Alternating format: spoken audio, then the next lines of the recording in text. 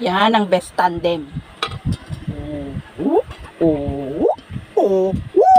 Luto tayo ng French fries with sour and cream onion flavoring powder. Yan. Oh, ang sarap ng ating merienda. Oh, nakatipid ka na kasi mahal sa Jollibee at McDo, oh, di ba?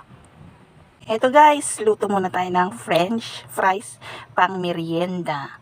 Yan. Oh.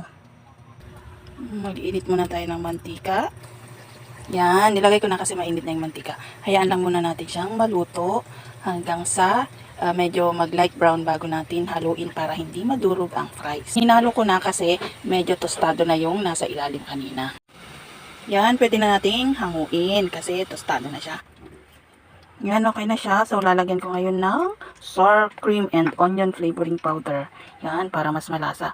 Kasi wala din kaming ketchup.